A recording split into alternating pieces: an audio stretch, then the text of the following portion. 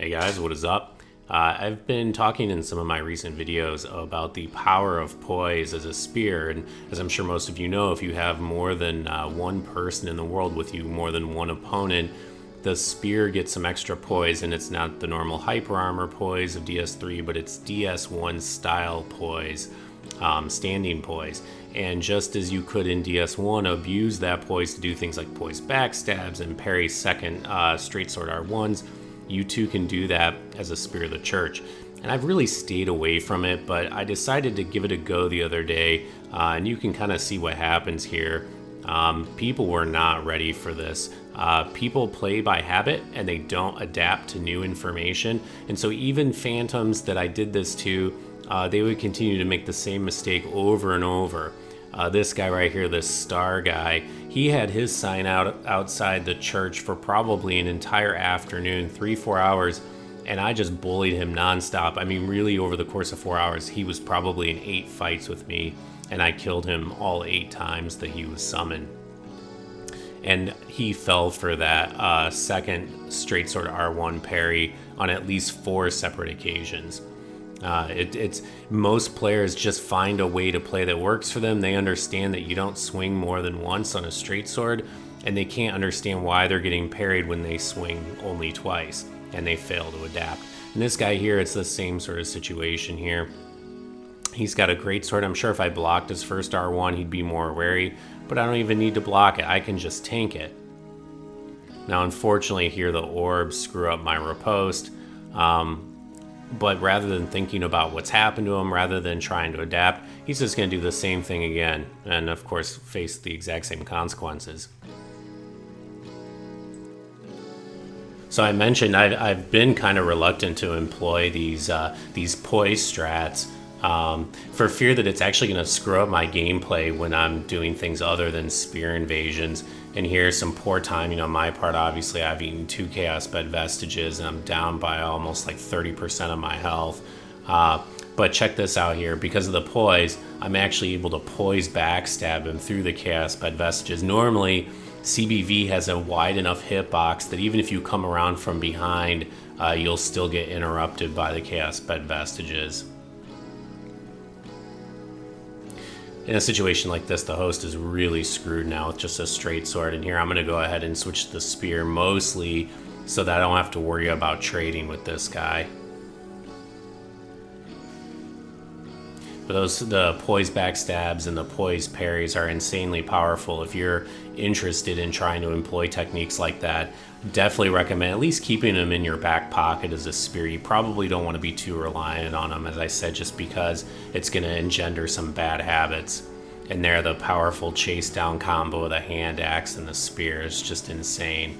And there we see our friend Star again. And that's like, I think, probably at least the 4th time that he's blundered into the spears on spawn.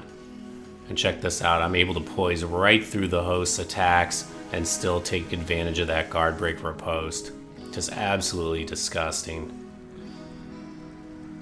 I think one of the things I really enjoy about these spear fights, and there's another second swing parry, I like is because it's so different than the rest of the game. There's a lot of things to discover, a lot of things to figure out, a lot of things that wouldn't be apparent when you just first start playing a little casually. And I think that's one of the things I've found so exciting about playing as a spear. There's just all this opportunity to figure things out that nobody's really figured out before, or if they have, that they haven't shared widely.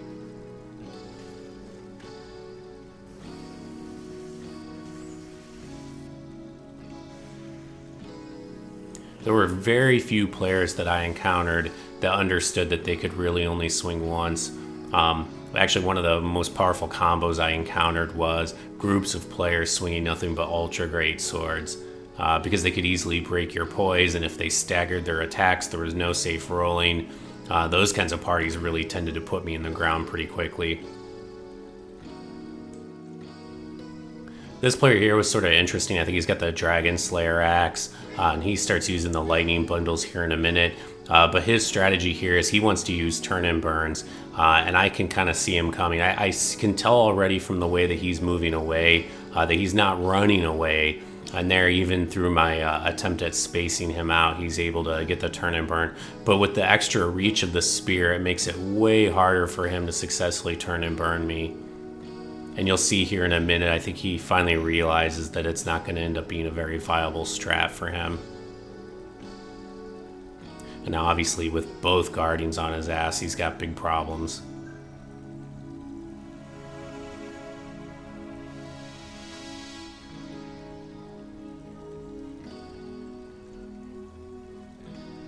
Those guardians have like 4 and 5 hit stun lock combos. So there I was keeping just enough space that he couldn't turn and burn me, but I was close enough that if he healed, I was able to punish the heal. It was perfect. Takes the shield out, goes for the hail parry, gets punished. GG.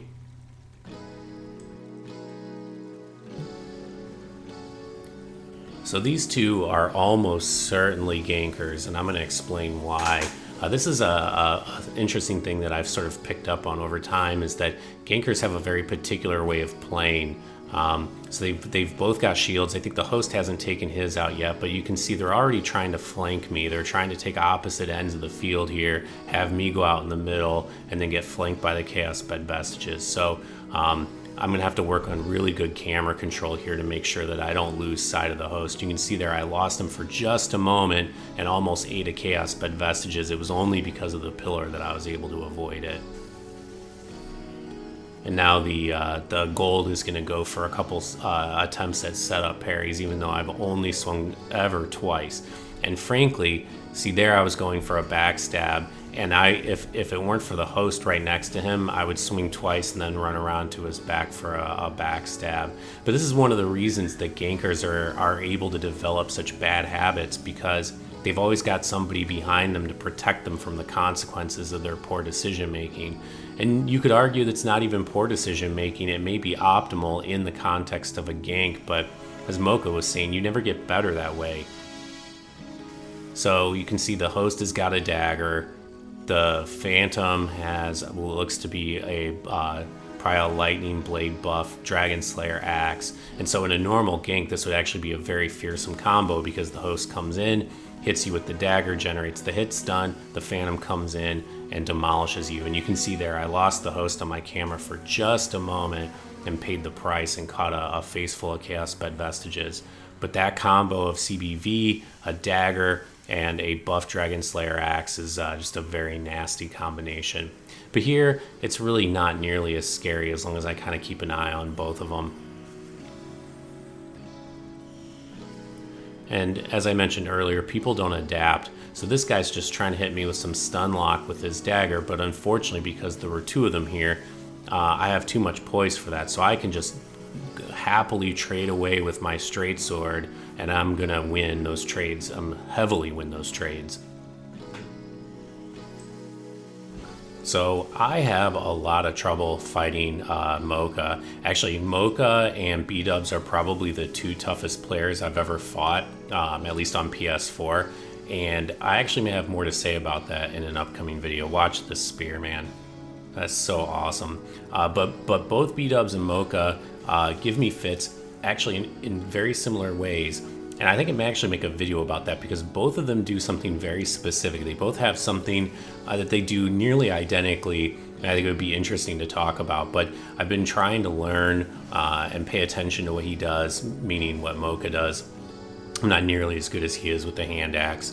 But I've noticed a lot of other players too, that offhand meta, something fast, it's a really powerful idea. And here you can see I decided to take out the Ring Knight here, and unfortunately right as I started I saw that my spear icon stopped flashing, which meant I was getting invaded. So here I'm racing to try to finish off this Ring Knight before the invader shows up. And I'm not sure if I know this player or not. His character name actually seems somewhat familiar to me. But the power of the spear and the offhand hand axe, man, just watch.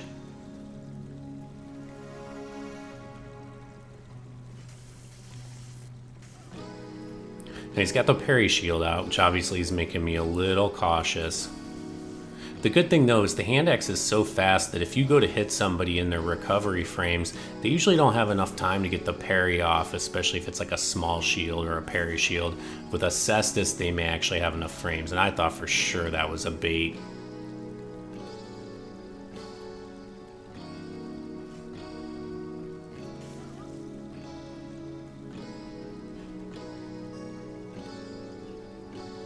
And so I see him bring out the pain train, so I decide to bring out the shield so I can block his attacks if I need to. I see him go for the charge, which might have actually been a bait to try to get me to parry it, because I don't think you can actually parry that. There's another charge. Didn't have enough time to sneak up behind him for the backstab on that one. GG, man. Thanks for watching, guys. Take care.